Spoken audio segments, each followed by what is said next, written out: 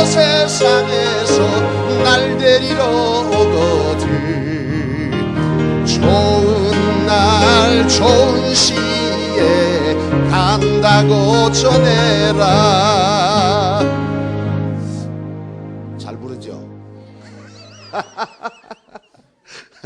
사실은 처음 불러봤어요. 처음 불러봤는데, 여러분 요즘 이해란 씨가 불렀던 이 100세 시대가 왜 히트를 치냐? 여러분 왜 히트를 쳤겠습니까? 요즘요 진짜 100세 시대 됐습니다. 주변에 보면 이제는 60세는 저입니다. 저희. 옛날에 60세는요 한갑이. 요새 60세 이 어른들을 보면 굉장히 젊어요. 옛날에 60세는 지팡이 짚고 다녔거든요. 제가 어릴 적 돌아보면. 근데 이제는요 60세는 청춘입니다. 그러니까 오늘 이 가사에 딱 보면 60세에 뭐라 합니까? 60세 저 세상에서 날 데리러 오거든 아직은 젊어서 못 간다고 전해랍니다. 참 100세 시대가 됐는데 중요한 건 뭐냐 하면 이 100세 시대에 모든 사람이 100세를 다 사냐? 아니다 이 말이죠. 사는 사람은 살고 가는 사람은 갑니다. 여러분 100세를 다 살고자 하는 마음들이 여러분 가운데 있습니까? 없습니까? 없습니까? 거짓말하지 마이소. 예? 다 거짓말, 3대 거짓말 있죠. 뭡니까? 예? 늙으면 죽어야 된다. 두 번째, 처녀가 시집 안 간다. 세 번째, 장사가 미치고 준다. 이거 다 3대 거짓말이라 그러거든요. 사람은요 다 장수하기를 원해요.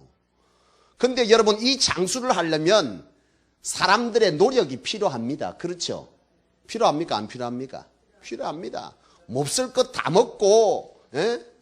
담배 하루에 2갑씩 피고 술 하루에 2병씩 꼬박꼬박 먹고 잠 안 자고 내놀고 몸에 안 좋은 건 다 잡숫고 오래 삽니까? 못 삽니까?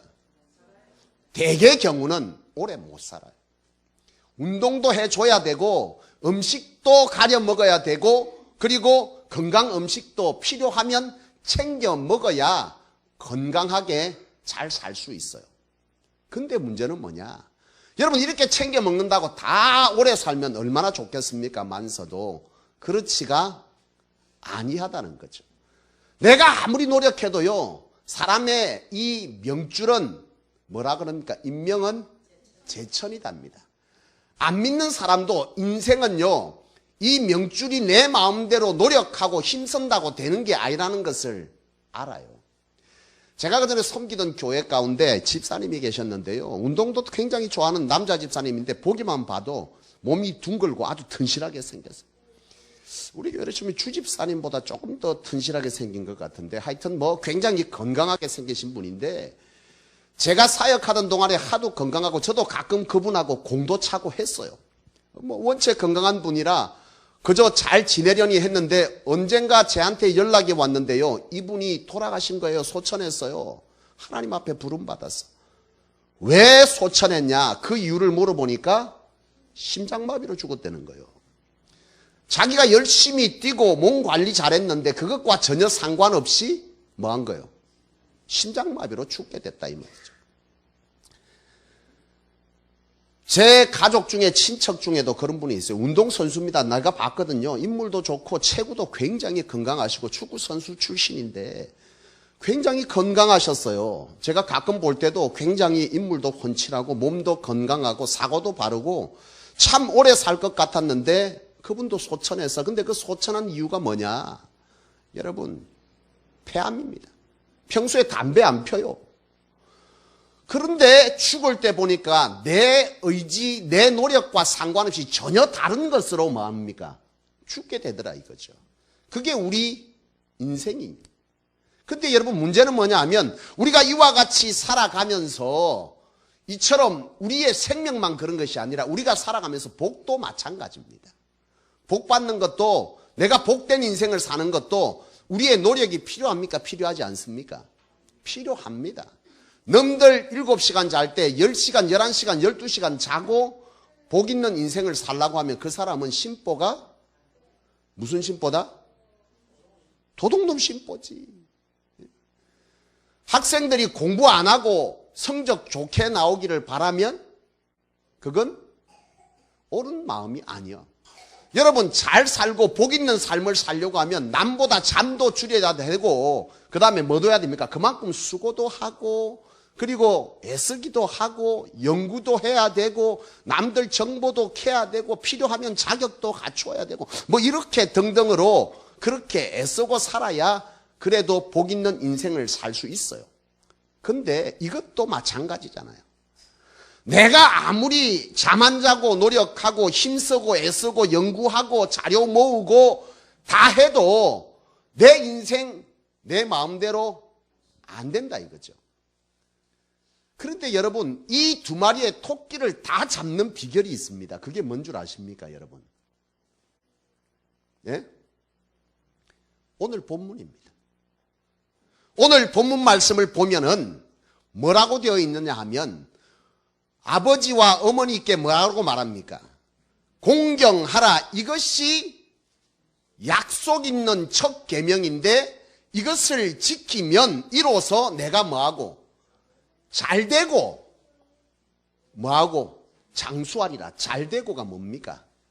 복되고 장수한다는 말입니다. 이 두 가지를 단번에 취할 수 있는 방법으로 하나님께서 이 말씀을 주셨는데 이것이 십계명에도 있습니까? 없습니까?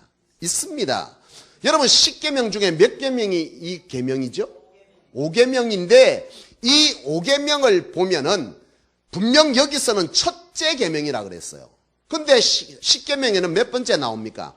5계명에 나옵니다. 그러면 이게 첫째 계명이 아니지 않느냐 그럴 터인데 10계명 중에 1계명부터 4계명까지는 하나님에 관계된 계명입니다. 5계명부터 10계명이 있는데 이 계명 중에서 이 계명은 사람에게 준 계명인데 사람과의 관계성 속에서 준 계명이에요. 근데 이 계명 중에서 5계명 첫 번째 계명이 뭐라는 거예요? 부모를 공경하라는, 이게 바로 첫 번째 계명이 되는 겁니다. 이처럼 하나님께서는요 우리에게 뭐라 그럽니까? 부모를 공경하면 네가 땅에서 장수할 뿐만이 아니라 덤으로 뭐한다? 복된 인생도 하나님께서 허락해 주시겠다는 거예요.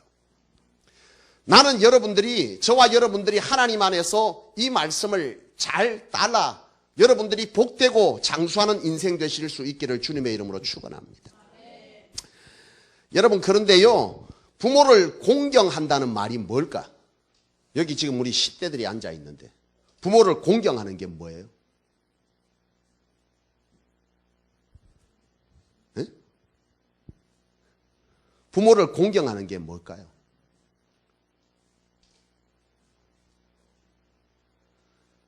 마티오라는 헬라어에서 출발되는데 이 말은 뭐냐면 존중하고 귀히 여긴다는 뜻입니다. 존중하여 주고 귀히 여긴다. 무엇보다도 존중하고 무엇보다도 귀히 여기는 것을 순종이라고 표현하고 있다는 거죠. 공경이라고 표현하고 있다는 거예요. 공경. 부모에게 공경하라 그렇게 말했는데 바로 이것을 말하는 것입니다. 여러분 이 부모를 공경하는 이 바로 존중하고 그리고 무엇보다도 귀하게 여긴다라는 이 단어를 썼는데 이것은요 업신여기지 말라는 거예요. 부모를 그 어떤 것보다도 우선시하고 귀히 여기라는 단어가 이 속에 있더라고 보니까. 여러분 요즘 매스컴에 보면은 참 안타까운 일들이 가끔 일어나는데 그 중에 하나가요 부모를 효도관광 모시고 가서 내버리고 오는 겁니다. 참. 근데 여러분 여기에 보면 가만히 생각해 보면 참 안타까움이 있어요. 부모를 모시고 가서 효도관광 해외에 모시고 간 다음에 태국에 필리핀에 여러분 필리핀 같은 데 내다버리면요 진짜 쉽지 않아요. 섬이 5,000개가 넘거든요. 그 어느 섬에다가 갖다 내버리면 못 찾아옵니다. 왜 내다버릴까요? 예? 미워서 내다버립니까? 싫어서 내다버립니까? 아니에요. 그 자식들이 부모를 미워서 내다버리고 싫어서 내다버리는 게 아닙니다. 그들이 내다버리는 이유는 딱 하나입니다. 부모보다 돈 버는 일이 더 우선시되고, 부모보다 돈을 가지는 것이 더 우선시되고, 부모보다 내 여가를 즐기는 것이 우선시되고, 부모보다 내 자식 새끼를 키우고 호강시키고 좋은 것 경험하게 해주는 것이 우선시 되기 때문에 바로 이런 일이 벌어지는 거예요. 부모가 미워서 버리는 사람은 거의 없어요. 부모를 여전히 사랑하고 좋아합니다. 문제는 뭐 한다는 거예요? 우선시하지 않는다는 거예요. 바로 이것이 오늘 이런 일들을 벌이게 하는 거죠. 여러분, 자녀된 여러분들이 오늘 여기에 있는 10대도부터 오늘 어버이 주일 이러면 보통 연세든 분만 어버이라고 생각할 수 있어요. 그러나 그렇지 않잖아요. 우리도 다 뭡니까? 어버이입니다. 우리가 이 자녀들을 통해서 어버이의 역할도 감당해야 되고, 이 자녀들이 또한 어버이에게 어떻게 공경하는지도 알아야 되는데, 오늘 여기에 있는 10대들을 비롯해서 청년들, 그리고 우리가 지금 있는 저를 비롯해서 부모님을 또 두고 있는 분들 입장에서는 바로 이런 거죠. 오늘 하나님께서 말씀하시는 것은 너희가 뭐라는 거예요? 너희가 부모를 공경할진데 어떻게 해요? 그를 존중하고 무엇보다도 귀하게 여기라. 이 귀하게 여긴다는 건 우선시하라는 뜻이에요. 오늘 우리가 젊은 시절에 우리 학생들이 살아가서 나중에 이제 어른이 되고 그렇게 되겠지만, 오늘 하나님께서 말씀하시는 이것은 너희가 살아가면서 우리가 일상 가운데 굉장히 바쁠 수 있어요.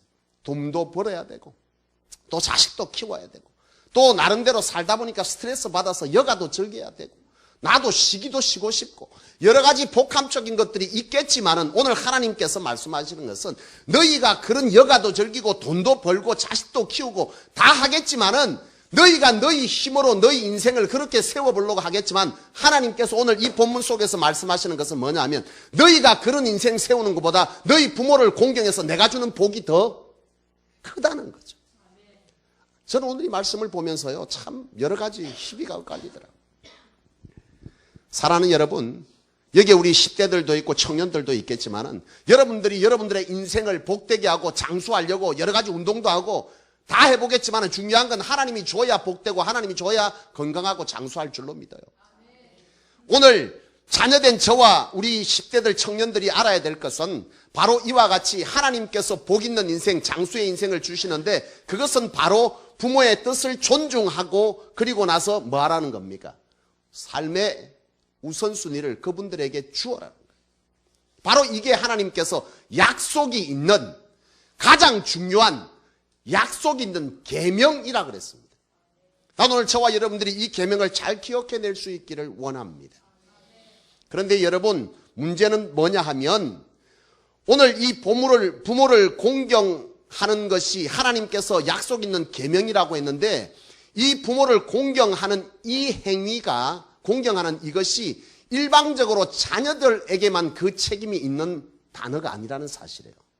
무슨 말이냐면, 무조건 자녀가 부모를 공경해야 되겠지만은, 이 부모를 공경하는 것이 자녀 혼자서 할 수 있는 일이 아니라는 거예요. 실패할 수 있다는 거예요. 부모가 도와주지 않으면. 부모가 협력해야 자녀도 부모를 공경하는 일이 제대로 된다는 거예요. 여러분 생각해 보세요. 여러분, 오늘 부모가 도와주지 않으면 이 자녀들이 실패할 수밖에 없는 여러 가지 이유들이 있는데, 그 중에 첫 번째를 꼽으라 그러면, 여러분 가정불화를 한번 생각해 봅시다. 여러분, 가정불화가 일어나요?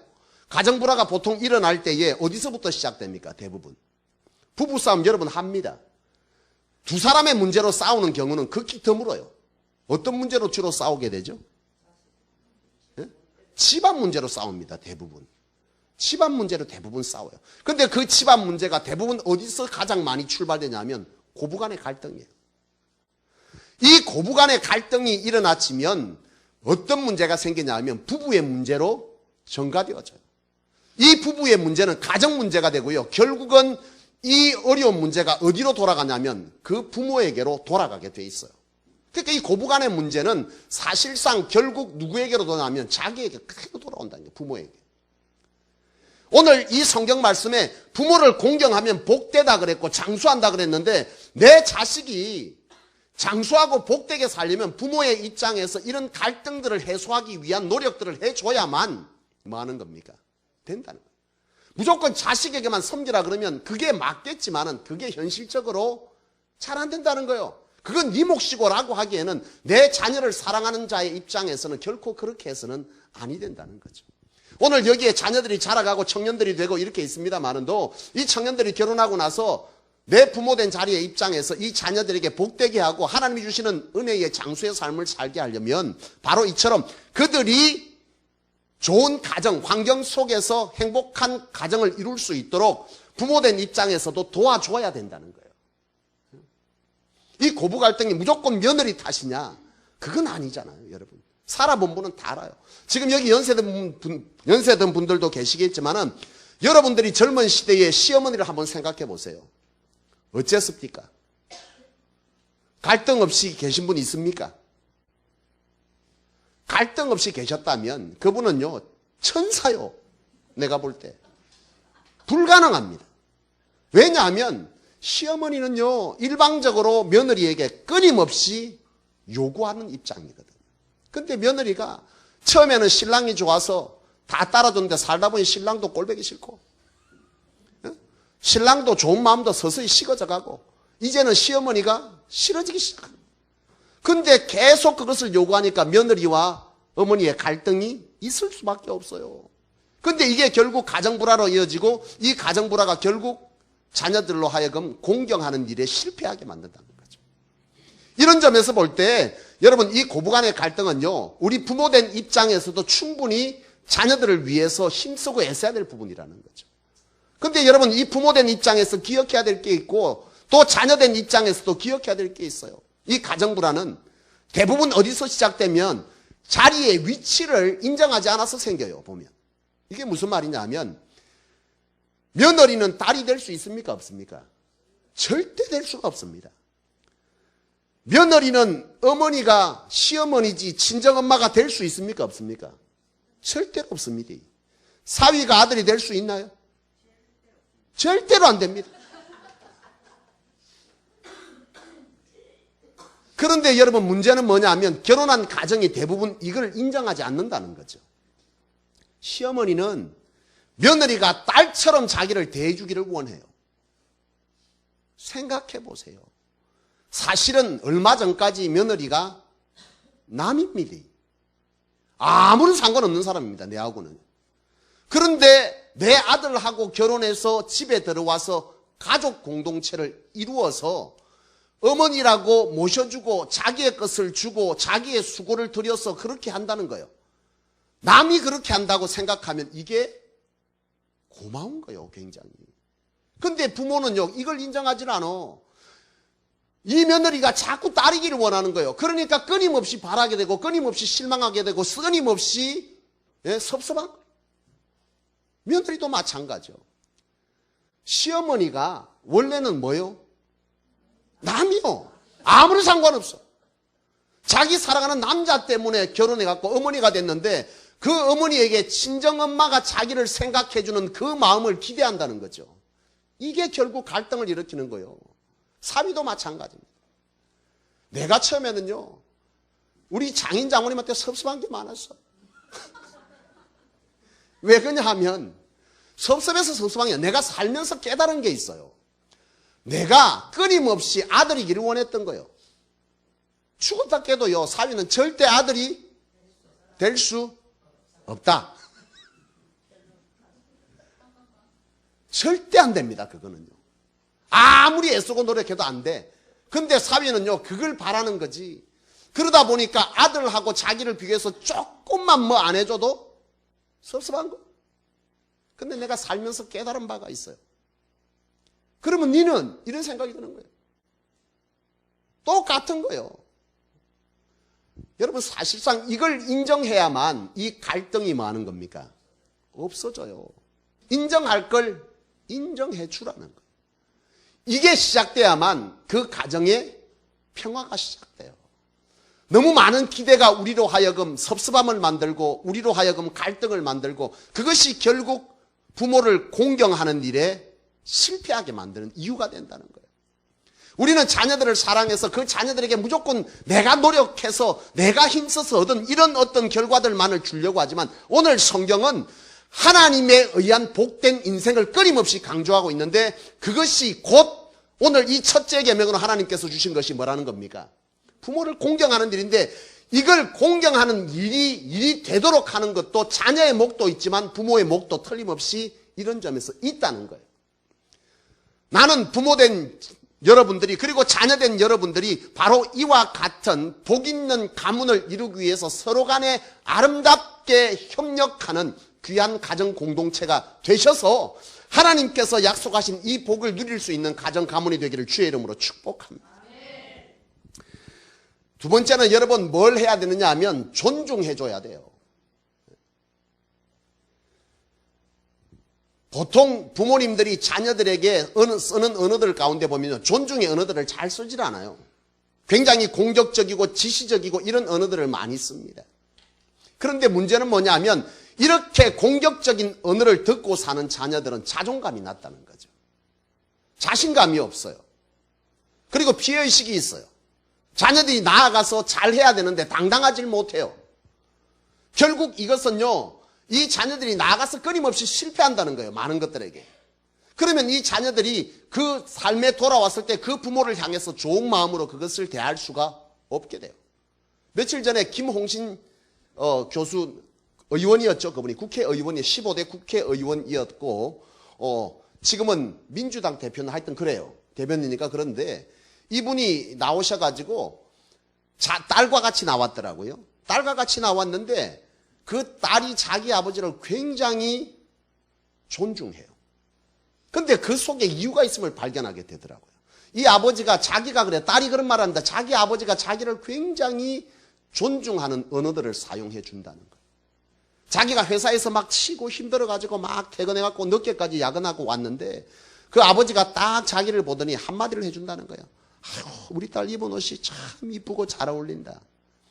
근데 이 딸이요, 자기 너무 힘들었는데 그 아버지가 그 어느 한마디 해준 것을 가지고 방에 들어오니까 다시 한번 거울에 자기를 비춰보게 되더라는 거예요. 그리고 내가 이래 이쁜가? 이러면서 자기 하루 종일 힘들었던 게 싹 녹아지더라는 거예요. 여러분, 오늘 자녀들에게 바로 이런 존중의 언어를 써줘야만 됩니다. 무시하고 그냥 가볍게 여기고 자녀이기 때문에 소유라는 생각들로 이 자녀들을 함부로 대할 때 이 자녀들은요, 자존감이 낮아지고 실패하게 되고 스트레스 받게 되고 다 못하게 돼요. 이것이 결국 부모를 공경하는 언어들로 다시 나가지 않는다는 거예요. 언어는요, 쌍방적인 겁니다. 한쪽에서 계속 멸시하고 무시하는 단어들을 쓰게 되고 그렇게 행동하게 될 때 자녀도 또한 부모에게 뭐 하는 겁니까? 그렇게 돼요. 요즘 개그 프로에 나오잖아요. 아버지는 조용히 좀 하세요. 막 이러잖아요. 나도 이제 아버지한테 안 맞아요. 막 이러면서 다 컸다면서. 어릴 때는 일방적으로 그렇게 있지만 이것이 자기 속에 뭘로 있는 거예요? 상처로 남아있는 거예요. 그러니까 공격적인 언어, 무시하는 어떤 것들을 계속 받을 때 내가 커서 이제 대항할 나이가 되면 그 부모에게 똑같이 그렇게 해주더라는 거예요. 이것이 결국 부모를 공경하는 일에 실패하는 이유가 될 수 있다라고 하는 사실이죠. 사랑하는 여러분, 나는 저와 여러분들이 이런 존중의 언어들을 사용할 수 있기를 원하고요. 또한 존중하되 그들의 스타일과 그들의 생각을 존중하고 응원해 줄 수 있어야 될 줄로 믿어요. 부모님들은 대체로 그래요. 자녀들을 대할 때 이 자녀가 나이가 40이 되고 50이 돼도 계속 부모는 볼 때 아이처럼 느껴져. 근데 이게 문제예요. 부모가 볼 때는 자기가 살아왔던 인생의 경험이 자기의 생각이 전부 옳다라고 생각하는 이런 잘못된 오류를 부모들은 대부분 다 가지고 있습니다. 저 역시도 딸에게 마찬가지고요. 내가 경험한 것, 내가 가진 문화, 내가 가진 생각, 내가 가진 스타일이 다 옳다라고 생각하고 자녀들을 양육하는 오류들을 범할 때가 나도 있어요. 그런데 가만 돌아서 보면 이것이 잘못됐다고 여길 때 나는 즉시로 바꾸는 일들을 시도합니다. 이게 필요합니다. 그 전에 저희 모친이 그 말씀을 하세요. 교회 한 집사님인데 신집사님이라고 집사님이 계셨는데요. 저쪽 괴등 쪽에 사는 분인데 이분이 외아들을 혼자 키우셨어요. 젊은 나이에 혼자 되면서 이 아들을 계속 혼자 키우고 계란 팔고 뭐 이런 여러 가지 노점상 하면서 이 아들을 혼자 열심히 키웠어요. 이 아들이 대학 졸업하고 또 그렇게 살아가면서 이제 결혼할 나이가 되어서 며느리를 맞게 된 거예요. 근데 며느리를 맞아서 이 시어머니 너무 좋은 거예요. 근데 화근은 뭐냐? 이 시어머니가 이 며느리를 들이고 나서부터 사사건건 오만 간섭을 다 하는 거예요. 오만 간섭을 다 하고 자기의 생각이 옳다고 계속 주입을 하니까 며느리가 어떻게 해요? 견디지를 못하는 거지. 며느리는 며느리 나름대로 스타일이 있어. 그렇잖아요. 예를 들면 우리가 생각할 때 답이 없는 것들도 참 많아요. 밥 먹고 바로 치워야 됩니까? 밥 먹고 커피 마시고 좀 있다가 치워야 됩니까? 여전히 마음입니다. 근데 이것도 갈등의 이유가 되더라니까, 여러분. 우리 집이 그렇다는 건 아니요. 오해하지 마세요. 예를 들면 그런 거예요. 예를 들어서 시어머니는 아주 깔끔해, 예를 들어서. 그러면 이 시어머니는 밥 먹으면 뭐 해야 돼요? 밥상 다 나누고 커피 마시는 게 못마땅해. 뭐 해야 돼? 싹 치워놓고 사과 깎고 과일 깎아놓고 커피 갖고 와야 돼. 근데 며느리는 스타일이 뭐예요? 물 때, 약 물 때 한 번에 다 먹고 한 번에 치우잖아요. 이게 갈등이 될 수 있다 없다? 있어요. 근데 부모는요 이거에 대해서 인정하지 않아. 냄새나고 집에 벌레 끓고 빨리 치워야 돼. 그렇잖아요. 맞아 이게. 저 집 며느리 죽은 거예요. 이게 답이 있는 게 아니에요. 근데 부모는요 자기의 경험, 자기의 생각이 옳다라고 하는 데에서 갈등의 이유가 된다는 거예요. 참 여러분 이런 것들이 굉장히 많아요. 사랑하는 여러분, 여러분들이 이런 부분들을 잘 이해하고 살아가기를 원합니다. 자녀가 자기의 생각이 있을 수도 있고 자기의 방식이 있을 수도 있어요. 나는 우리 딸하고 이렇게 대화를 하다 보면요 가끔 내가 딴 동네 사람 같을 때가 있어. 왜냐하면 얘들 문화가 너무 달라요. 근데 가끔 나는 내가 과거에 자라올 때 어떤 사고를 가지고 우리 딸에게 그걸 요구한다는 거예요. 오늘 아침에도 엄마하고 사모하고 둘이 실랑이가 벌어졌어요. 옷 입는 거 같고 안에 브라우스를 넣어라. 엄마 그건 촌스럽다. 근데 엄마는 이 안에 넣어야 깔끔하다는 거예요. 그래서 내가 밖에서 앉아있다 기가 차가지고 체리나 일단 넣고 나갔다가 빼라. 까만 양말을 여기까지 신기라. 우리 딸내미는 엄마 그거 안 한다. 너무 튄다. 야 티야 이쁘다. 나는 한마디로 말했어. 아직까지 튀는 건 별로 안 좋을 것 같은데. 뭐 이런 것들이에요. 이 아이의 문화에서 볼 때는 그렇게 신는 애가 잘 없다는 거예요. 근데 엄마가 볼 때는 그 시대 때 요래 입으면 예뻤다는 거지. 이런 갈등이요 다양하게 우리 삶 속에 있습니다. 근데요 부모는요 무조건 자기의 경험이 옳다고 생각하고 그걸 계속해서 시도하는 거예요. 이게 갈등이 되는 거예요. 여러분 이런 갈등은요 결국 부모를 존중하고 부모를 귀히 여기는 것의 장애 요소가 될 수 있다는 거죠. 무조건 일방적으로 자녀에게 공경하라 귀히 여기라 하고 싶은데 자녀도 그게 잘 안 된다는 거예요. 이런 갈등이 계속되어질 때. 세 번째 여러분 뭐냐 하면 공경도 가르쳐야 됩니다. 참 부모님들 보면요 평생 자녀들만 위해서 살다 보니까 그게 몸에 빼였어. 어떤 문제가 있냐? 무슨 명절 되면 그래도 부모님에게 봉투 줍니까 안 줍니까? 안 주는 분들 회개하시기 바랍니다. 그때라도 안 주면 언제 주노?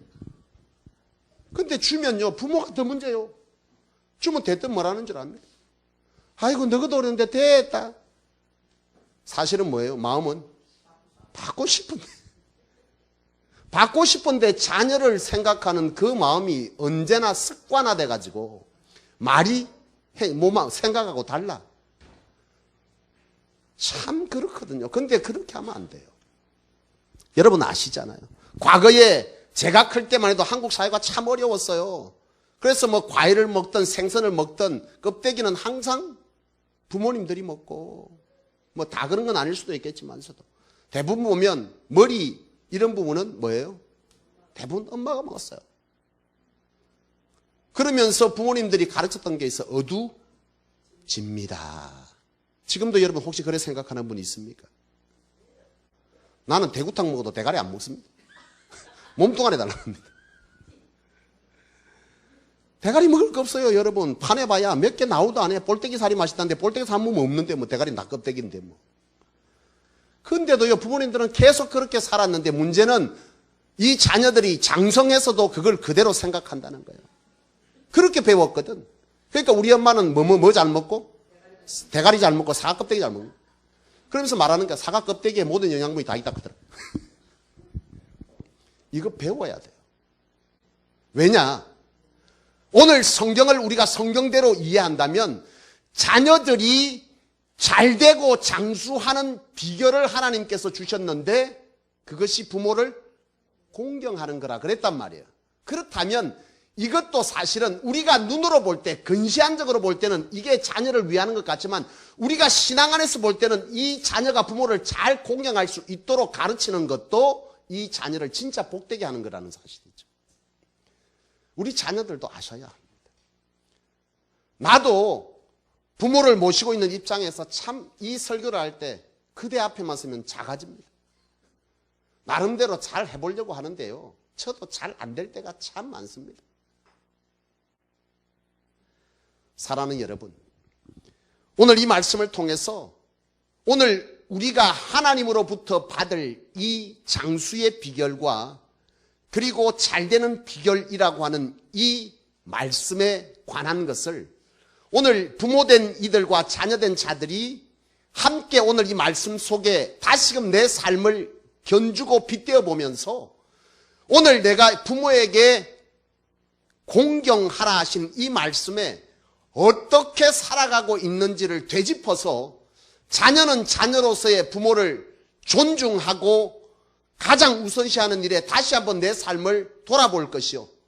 부모는 자녀들을 사랑한다면 이 자녀들이 부모를 잘 공경할 수 있도록 부모로서의 공경할 수 있는 그 바탕과 역할을 잘 해주는 협력적인 은혜가 오늘 이 시간 말씀을 통해서 있어서 하나님께서 약속해 주신 이 축복의 약속이 여러분들의 가정과 후손들 가운데 줄줄이 이어지는 복된 가정 가문이 되실 수 있기를 주님의 이름으로 축복합니다.